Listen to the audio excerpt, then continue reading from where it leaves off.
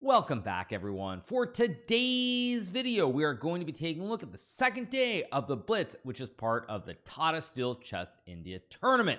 Now, Magnus Carlsen got off to a very good start in day one, scoring 6.5 points out of 9, the clear leader. And let's start with the first game of day 2. Now, Magnus trying to do the daily double. He's trying to win both the rapid event and the Blitz event and dominate.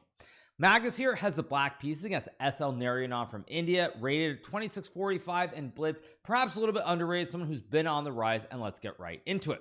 So the game starts out with the move e4 here. We get the move e5, knight to f3, knight to c6, and now we have the move knight c3. Here Magnus plays knight to f6, and now we get the move d4. Now this, of course, is what is known as the classic Scotch 4 knights here. Both sides are bringing out these knights immediately into the center of the board.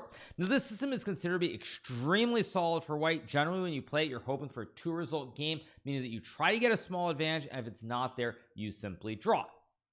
Magnus goes bishop b4. We get the trade of the knights. We get the move bishop d3, and here Magnus plays the move d6. Now keep in mind, this is a blitz game. The players need to try a little bit harder. You need to win games a little bit more. There's a little bit of a premium on that, and Magnus decides to not go for the main line. Normally here black would play the move d5, takes, castles. Actually, usually the order is a little bit different. Normally black would castle first to avoid some sidelines, but nonetheless you get to this position usually after bishop g5 and c6, where now white has a few options. Now you may remember in the Grand Switch, which was played in Isle of Man last year, I should say, or was it 2 years ago now? I lose track of the dates. I actually played this variation with h3 instead of bishop g5 against Fabiano Caruana. In general, all these different setups are pretty stable for white. You can play queen f3 here. You can play knight f4. At any rate, it's considered as though only white can win the game. So when we get this position after d6, Magnus is basically saying, I'll take a slightly worse position because the theory doesn't matter that much, and in a blitz game, I can simply outplay you. So here we get castles. Magnus goes h6, stopping white from playing bishop g5 to pin the knight on f6, and now we get the move bishop d2. Magnus castles, and here we get a3, bishop to a5. Obviously, Magnus does not want to trade the bishop for the knight, because now white gets the 2 b's here on these diagonals, and only white can be better. So we get bishop a5. Now we have b4, bishop b6, and here we get the move knight a4. Magnus plays the move rook to e8. Perhaps he doesn't want to play this move, but it's kind of forced, because if you try to keep the b on the board with bishop d4, after c3, bishop e5, now white has f4, trapping the bishop in the center of the board, and all of a sudden it's uh-oh spaghetti-o time. So we get rook to e8. Narayanan trades the knight for the bishop, and now we get the move rook e1. Now this position is pretty stable for white with the 2 b's in the center of the board. That being said, there are some imbalances due to the black pawn structure. Black can play d5, you can play c5, maybe even b5 to try and fix a weakness on a3 down the road. So there is a lot of flexibility. So after rook e1, Magnus plays the move knight to g4, Narayanan plays h3, we get knight to e5, and now we have the move f4. We get knight takes bishop, pawn takes, and now we have the move c5 being played by Magnus. Now at this point, Magnus has equalized in the position. White no longer has the bishop pair. It's opposite color b's here, and black also in the long term is hoping to maybe put some pressure on these light square pawns in the center of the board, as c5 also restricts white from playing d4. We get the move bishop to c3. Magnus goes d5 here, and now we get the move pawn takes pawn. Magnus takes back, and here we get e takes d5, takes, and now we have bishop b7. Now at this point, the game appears to be trending towards a draw. Magnus is down over 30 seconds on the clock. That being said, Magnus is the endgame wizard. He always finds a way to create counterplay, keep the game going, and let's see if he can get one of those patented wins. So we have queen g3. Magnus plays f6 here. Worth pointing out, by the way, if I were playing this position, more likely than not, I'd probably play something like rook to b1 here, or a4 versus queen to g3, because now after f6, black is hoping to line up a double A battery on the diagonal and perhaps create some chances. So we get a4. Magnus plays king h7. He does not play queen takes pawn immediately, because now there is bishop takes f6 here, and the pin will play. So we get king h7. We get a5 here, and now Magnus takes, creating the classic double A battery on the diagonal while attacking this pawn on d3. Here we get the move rook to e1 by Narayanan. Actually, I think I'm mispronouncing it slightly, so I do apologize to Indian fans out there. But at any rate, we do have the move rook e1. Now, what Narayanan is hoping for is to play rook to e7, creating the classic kebab here, for example, and suddenly black will lose the game right away. So we get the move queen to d6 here from Magnus, trying to cut off the entries on e6 or e7 here while spying both the pawns on d3 and f4.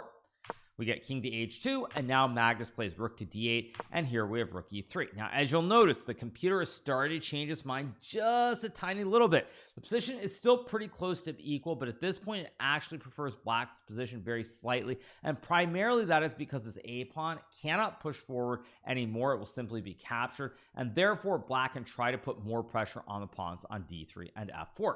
So we get bishop a6 here. Narayanan plays f5, we get bishop takes d3, takes, and now we have the move g4. Now at this point, if Narayanan had played the move rook to e7, I have no doubt in my mind that this game would have ended in a draw, because if Black were to go rook c6 here, trying to guard all the pawns, now White can play the move g4 here, you guard the pawns, and with the active rook on the 7th rank, I think it should be a draw. So we got g4. Now Magnus correctly plays rook to d7, and this is why rook e7 was so important, because if you go rook e7 first, forcing rook c6 and g4, you get this very active rook, whereas now after g4 and rook d7, you no longer can create the kebab on the 7th rank. Black might be able to push c4, bring the king back around, and at this point, I had the strong feeling that Magnus was going to find a way to win the game. So we get the move king g3. Magnus plays king g8, we get king f4, king to f7, and now we have the move h4 being played. Magnus plays rook to d5, and now we get this move h5 being played here by Narayanan. Now, it's very tricky in this situation for White. You don't really want to play h5 here because you're kind of closing down the entire king side of the board. At the same time, if you don't play h5, say you play a move like bishop e1, now Black can play h5, and suddenly your kingside pawns here are very weak. After takes, king g4 and rook d5, now Black has a passed pawn. You have these double h pawns as well, and again, Black's chance of winning go up dramatically. So after rook d5, we get the move h5 here. Now Magnus plays bishop b5, and here we get king f3. Now what Narayanan is trying to argue here is that with the king side being completely fixed here, neither side can push any of these pawns. If Black pushes, you lose the pawn in the game. If White ever plays something like g5, you can take f5, you can even take g5. Either way, Black wins. So neither side can really push the pawns on the h, g, or the f files in this situation, and White's rook cuts off the Black king. Now, if Black could somehow, let me just make some random moves here just to illustrate the point. If Black could somehow get the king around here, let's just say to c6 and then b5, potentially there's some serious danger here with the king coming in. You push the c pawn up the board, and Black would win the game. But because the rook is on the e file, the whole king side is closed down here. Rook cuts off the king here in this position. White still has pretty good drawing chances. So we get the move rook to d1. Narayanan plays rook e1, rook d8, and now we get the move rook to e6, bishop c4, and here we get rook e3. Magnus plays rook to b8, a nice nuance here, because if Magnus were to play rook d1, Narayanan has this setup here where he's always just going to start moving the rook back and forth between the e3 and e1 squares. So we get rook to b8 here, and now Narayanan plays bishop e1, we get rook to b1, and bishop to g3. Now, I don't necessarily hate this approach from Narayanan in this situation, but he's losing control of the threat. Now, what I mean by that is that in this position, he had a straightforward idea with rook e1, rook e3 to draw the game, and now he's sort of changing the setup here, and this means that it's going to become a little bit more complex. So we got bishop e1, rook b1, now we have bishop g3, and here Magnus plays the move bishop d5, checking the king. Narayanan plays king f2, we get rook to b4 here, and now at this point it's getting very hard to play because the g4 pawn is weak. If you lose g4, you're probably going to lose the other pawns on the same color as this bishop, which can gobble. If you don't get the a pawn up the board, you will also lose. So here we get bishop takes c7, and this is a blunder, and this is where we start to really see the power of Magnus here and sort of the pressure that he's exerting on his opponent. Now, Narayanan has played this game pretty well. He's been a little bit worse for the last probably 5 or 10 moves, but he still has over a minute on the clock. Should not be all that big of a deal, but he finally cracks. Now, the best move here would have been rook to d3. I suspect Narayanan saw this move, but after bishop c6, he didn't see rook c3, or maybe he just rejected it because of something like bishop b5 takes and c6 here, where he thought he would lose the pawn on g4. At any rate, he chooses not to go for this. He plays bishop takes c7, and now after rook takes g4, it's clear that Magnus is going to find a way to win because these pawns on f5 and h5 are weak. The a pawn is not going up the board in any kind of hurry, and it's just very hard to play, especially in a blitz game where you don't have a lot of time to think. So we get bishop d6. Magnus plays rook to g5 here, and now because you have the wooden shield in the middle of the board that covers the queen square, this rook is free to go hog wild and capture all these pawns on the king side. Magnus is gonna have 3 kingside pawns, and he should win the game. Get a6, takes, king e1, rook takes h5, and now we have the move rook e7. Magnus goes king g6, we get the move bishop takes c5, and now we have the move bishop c6. Now what's funny about this is that here a7 is the only move to try and keep the game going. I'm not actually sure why, because I would think that just c4 here, and now you cover the square, you keep all 4 of these pawns alive, and it would feel to me like black should just be winning. But apparently after rook c7 there's still decent chances to draw, because you have the idea of bishop to f8 to win this pawn on g7. So instead we get bishop c5. Now after bishop c6 we get rook to c7 here, and this is simply a big blunder from Narayanan, showing how strong the Magnus effect is. That being said, the position is basically lost here, because after bishop b6, rook to b5, let's just say you go bishop e3, rook a5, a7. Now black starts pushing p on the king side, the bishop covers the square, rook targets the pawn. And just to illustrate why this is so losing, let's just say we get some position like this. For example, white can never trade the rooks here, because the 3 pawns just go up the board in a hurry here. You just push p with g4, g3 and win. And if white tries to play rook c7, again you go g5, h4, you're just pushing the pawns up the board. Bishop and the rook cover the queen square, rook stops the check, and this is simply a hopeless position. So Narayanan plays rook to c7, simply blundering rook takes bishop, and now he resigns the game immediately on the spot. White could still play a7 here, hoping for something like h5, or maybe you could queen, although even here actually it doesn't work. So there's rook to e5 check, and then you gobble the queen. But even if you were able to get the miracle dream here with this position, even this position is probably still losing with the bishop and 3 pawns versus the rook. So Magnus gets a huge win in the first game of the day to further move into the lead.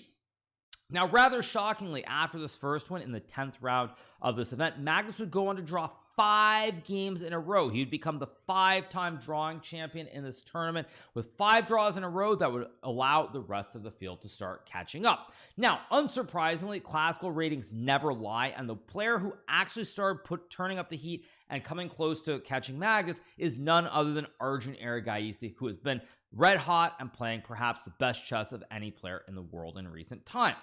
So after these 5 draws, Magnus would win in his 16th round game against the Neil duo. Arjun would suffer a very tough loss in the 16th round, and that would set up the battle royale in the 17th round of this tournament, with Magnus Carlsen leading the tournament with 11 points and Arjun Erigaisi a half point back with 10.5. Now, with only the 17th and 18th round remaining, this game, if it were to be decisive, would determine who would be the winner of the Blitz tournament. So Arjun has the white pieces, Magnus with the black pieces, and the game starts out with the move d4. Magnus plays knight f6, we get c4, e6, knight c3, and now we have the move d5. Now Magnus here chooses to play the classic queen's gambit declined setup in this game. Very solid opening, probably playing against the madman Arjun Erigaisi. He wants to keep it a little bit more buttoned up, because he knows that if he draws, he'll have the white piece in the last round and he will have good chance to win. So probably trying very hard to be as solid as possible. So we get takes, bishop to g5, and now we have the move c6. Now this is what's known as the exchange queen's gambit decline, where white trades the pawns on d5 immediately. So we have c6, e3 played, and now Magnus goes for the move bishop to f5. Now this is a system that has been popularized a lot in recent times. Usually white plays move queen to f3, and after bishop g6 you end up with this endgame here where white can play h4, knight f3, knight e2, a lot of different setups, but black tries to argue with the 2 b's, the 2 bishops in an endgame. Black should be fine in spite of having these double stacked pawns.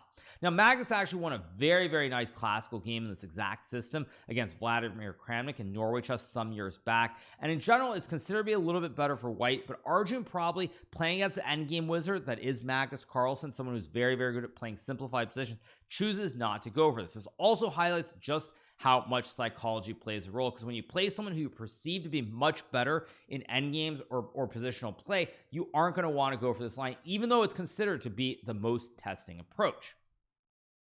So after bishop f5, we get knight to eg to e2 from Arjun. bishop d6, knight g3, and now we get bishop g6. Now the reason queen f3 is considered to be most testing is generally when you get this classic Carlsbad structure with the pawns on f2, e3, and d4 versus b7 to d5. White would love to put the bishop on d3. Normally the reason black doesn't go bishop f5 is because of queen f3, and say you play bishop e7 and bishop d3, you'll notice that the light square b controls all the diagonals here for white, whereas the bishop on c8 cannot go to its natural f5 square. So already Arjun has made some concessions, and now with the bishop on g6, you can still play bishop d3 here, of course, but the bishops will be traded. So we get queen to f3 from Arjun. Magnus plays knight bd7, and now we get knight to f5. Now Arjun trying to activate the horse here, attack the bishop and the pawn, so Magnus trades the bishop for the knight. Now at this point Arjun has the two Bs, or the bishop pair here, and this is something that features a lot in both my recaps as well as top level play, is you'll see that a lot of these games there is a huge premium on the bishop pair in a lot of these cases. Now for those of you guys at home who are watching this video, keep in mind that these sorts of technical things like the bishop pair, they're not super important at the lower levels, so I would not try to argue that like getting the bishop pair is something you should focus on at all unless you're already master level 2200 or above. So you get h6, bishop h4. Now we have g6 played by Magnus, and here we get to move queen c2. Magnus plays queen to e7, and now Arjun at long last develops a light square b to its classic d3 square to try and create the wooden shield and all the threats. Here we get to move g5 from Magnus, bishop g3, and now we get the trade of the bishops, and Magnus castles the king.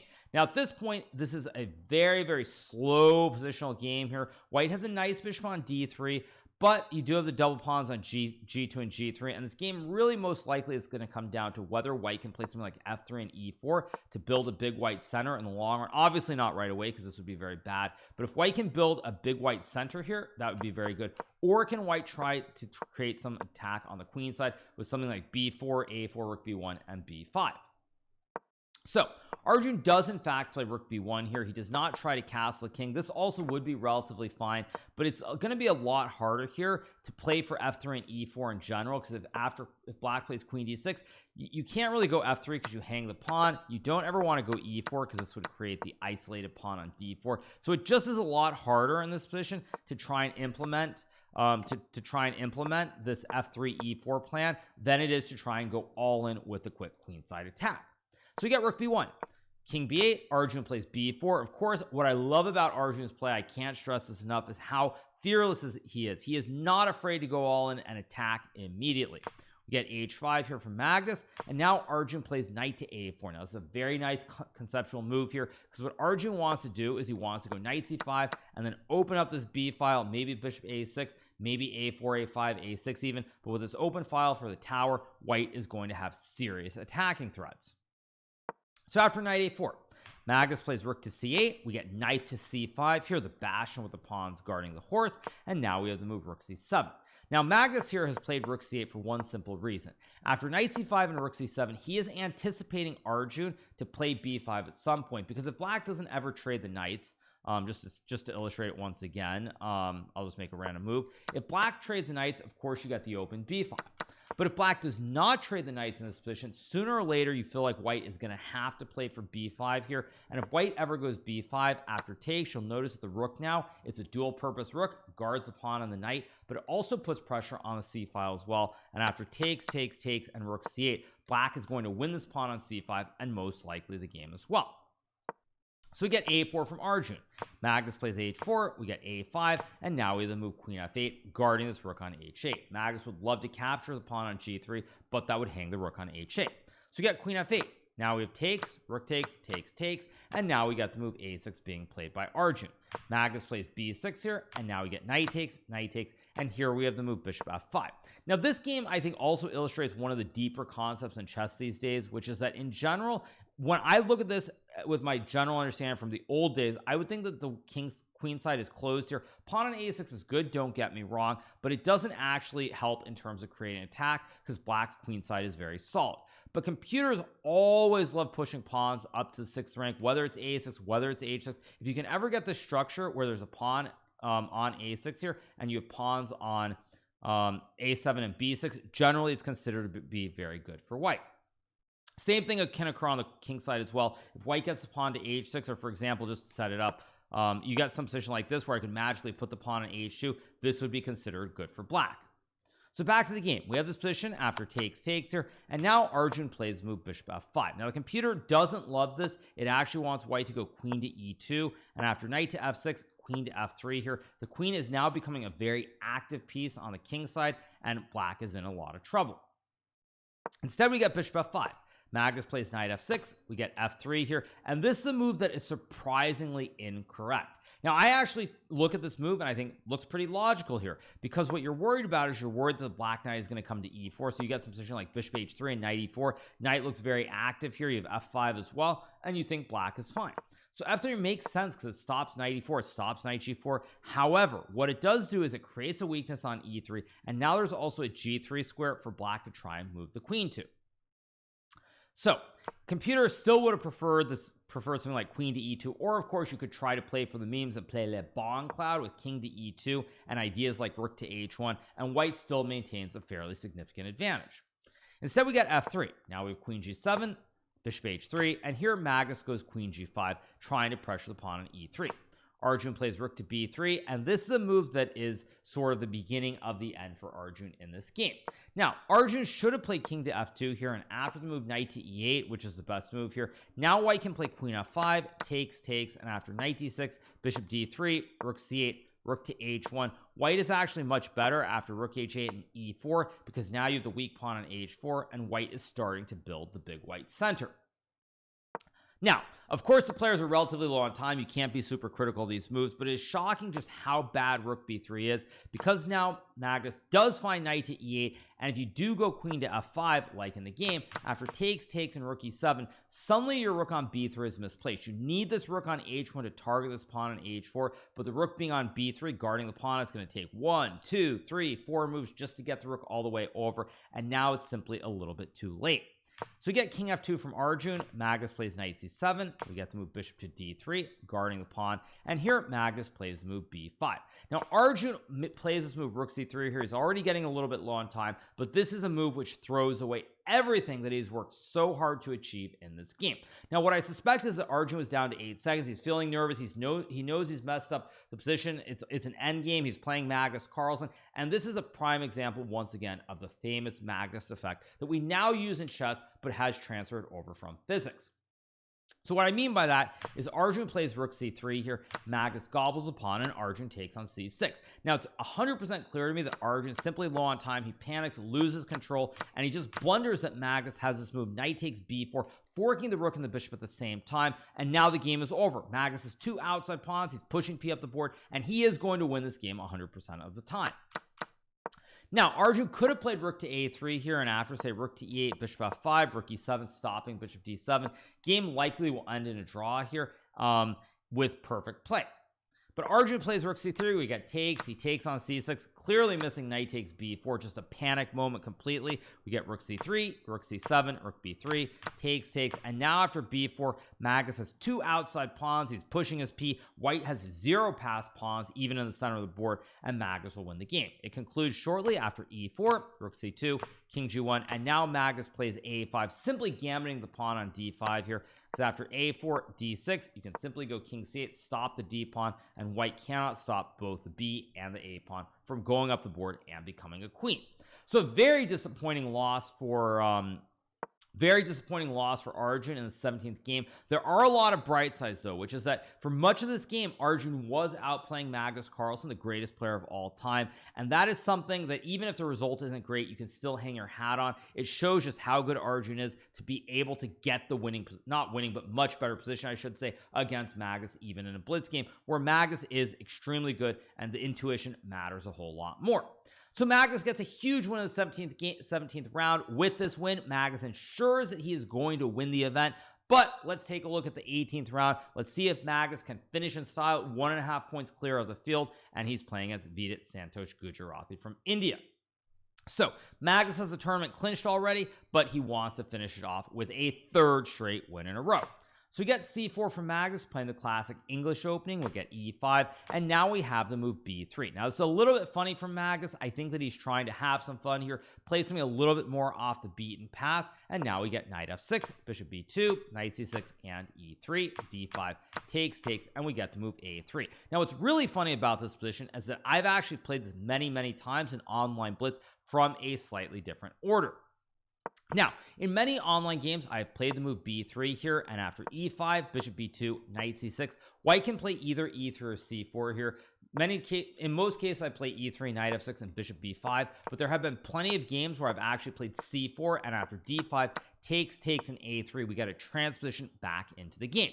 So this is a position that I'm very, very familiar with. I would not be shocked at all if Magnus has actually seen some of my games that I played in this position and is trying to emulate me. So we get a3, bishop e6. Magnus plays queen c2 here. The reason he plays a3 is that now there's no longer a knight b4 to harass the queen on c2. We get the move queen d7, and Magnus goes knight f3, and here we have the move f6 guarding the pawn on e5.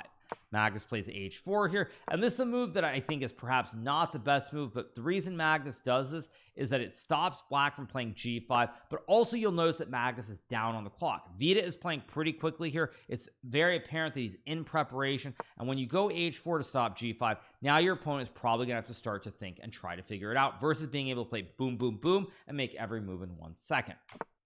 So we get castles, knight to c3, and now we have the move knight b6, and here Magnus plays bishop e2. He still has the idea to castle kingside or potentially queenside here, and Vita has to figure out what he's doing because the move g5 is not in play. So we get queen f7. Magnus goes b4 here, trying to expand on the queen side. We got bishop to b3, we have queen to b1, and now we get the move h6. Now this is a move that I really don't like from Vita. It's one of the better moves objectively in that black wants to try and play g5 down the road, but it feels to me like it's a little bit too slow. Magnus goes knight to e4, we get f5, knight c5, takes, and now we have the move knight a4. Now of course you'll look at the eval bar and be like, man, Magnus is playing terrible moves, this is so great for black. And yes, black is objectively better with perfect play, but this is not a classical game. You have to rely a lot more on your intuition. You have to play moves a lot quicker than you would like to, and I do think that of course in a classical game Magnus would never take such liberties to begin with. So we get knight a4, and this is the first step in the wrong direction from Vita. Knight d7 is a much better move as it guards the pawn on e5, but it also targets the pawn on c5. Now probably coming back to intuition, Vita probably thought that, well, knight d7 d4, white is going to play something like bishop c3, queen b2, rook b1, the queen side is going to open up, and I'm going to end up in a lot of trouble. But after a move like bishop d5 here, creating the wooden shield here, black is simply much better. Instead we get knight a4.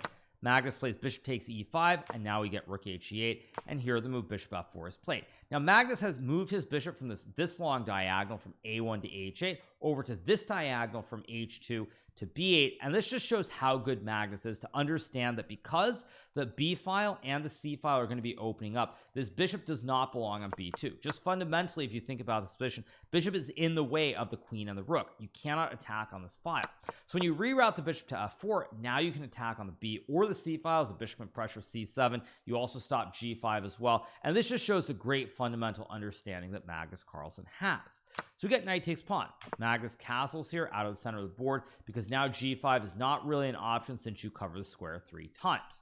We get to move knight to e4, and Magnus goes rook to c1 here, and we get to move g5. Now of course these moves aren't perfect from either side. After knight e4, queen to b2, bishop d5, and rook a b1, white is a little bit too fast here after b6 and d3 with knight f6 and rook c1 here, creating tons of pressure on the queen side, but Magnus doesn't see it. Instead he goes rook c1, logical move, we get g5, and now we have the move bishop h2.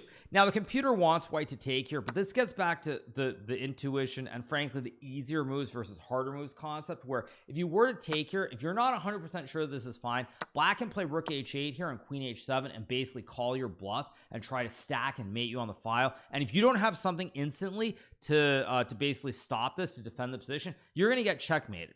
So you're in a situation here where after g5 you can probably spend 30 to 40 seconds try to work out whether h takes g5 is possible and try to figure this position out. But again, black has one plan with queen h7 or queen h5, and you're gonna have to burn through your clock, and if you get too low on time, even if you find the right defense, there's still a very good chance you're going to lose because of the time situation.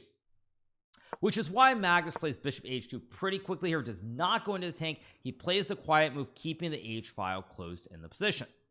Now we get to move bishop d5, Magnus plays queen to b2, and here Vidit plays f4. We get rook a b1, and now Magnus has the double stack on the b file. He has the rook on the c file as well, and it's very hard to play for black. Here, Vidit plays knight d6, and this is sort of this is the big blunder that cost him the game. He still is kind of okay after b6, but frankly, after check, king b8, and bishop b5, it's very hard to play in this position. I probably would have played b6 and just you go g4 all in, and you hope that you have some kind of attack here on the king side, especially because Vidit's down 1 minute on the clock at this point. When you get really low on time in the situation here, it's better to go for the tactical solution where you play one move and your moves are very, very simple, and either the attack works or it doesn't work, because after knight to d6, guarding the pawn on b7, now Magnus correctly takes the pawn on g5. We get takes, and here the knight hits the queen. White is winning the pawn on f4. Both of the bishops are becoming active, and it's all falling to pieces. So we get queen e7. Magnus plays bishop takes f4. Now he is up 2 pawns on the king side. Vidit at least can hope for some kind of attack since the G and H files are open, but as we're about to see, it is simply all for naught. So we get rook h8. Magnus goes rook to c5 here, attacking the bishop. Sadly for Vidit, there's no queen h7 here as the knight covers the square, so you can't line up the double stack. We get bishop takes g2 here. Magnus takes. We get rook g8, and now we have the move bishop g4, checking the king. Vidit plays king d8, and here Magnus decides to go for the memes, obviously trying to follow in the path of all the content creators by sacking the rook with rook takes knight. And here Vidit Santosh Gujarati resigns the game because if he takes the rook, there's queen to b8 check, knight c8 takes, and the queen and the bishop combine with a double A battery to checkmate the black king. If black were to play a move like rook takes knight, trying to do the resack of the rook, there's queen takes rook on h8, knight e8, and you can simply take and go rook c4 here. White has 2 extra rooks, and once again, the game will end in a few moves. So after rook takes c6, Vidit decides to resign the game. I don't know why I was about to say his whole name. He decides to resign this game, and with that, Magnus Carlsen finishes with 3 consecutive wins, dominates again. He ends up winning by perhaps a bigger margin than it looked like it was going to be, especially after the 5 draws in the middle of the second day of the Blitz. But nonetheless, Magnus Carlsen proves how great he is at Blitz. But one funny thing is that in spite of Magnus's great performance, assuming my math is correct, even though he dominates, wins the event, he is still going to lose a couple of rating points in Blitz because of how far ahead he is of the field. But I don't think Magnus cares that much about the rating. Honestly, nobody does. And Magnus gets a win in both the Rapid tournament as well as the Blitz tournament in the Tata Steel Chess India event. He proves that he still has it in spite of a lot of people acting as though his demise is coming very, very soon. So great results for Magnus, great event overall. I think it's also really important to note how strong Arjun was in the head-to-head games against Magnus. Even if the result wasn't quite what he wanted, he did show how capable he is of playing at the absolute top level. So the future is very, very bright for India. Even aside from Gukesh playing the match, seeing Arjun, seeing Narayanan, seeing Vidit, all these great players, Aravind, they all have a great future ahead of them, and it's going to be really exciting to see what the next 10 to 20 years portend for chess across the board, but primarily in India. All right, you guys, so I hope you guys have enjoyed the recap from the final day of the Tata Steel Chess India Blitz and Rapid event being held in Kolkata. If you're not already subscribed to the channel, make sure that you smash that subscribe button below, and we'll be back with some more great recaps, especially the World Championship, which is starting in about a week from now. Hope you guys enjoyed it. Have a great rest of your day, and I'll see you very soon. Keep it real. Bye.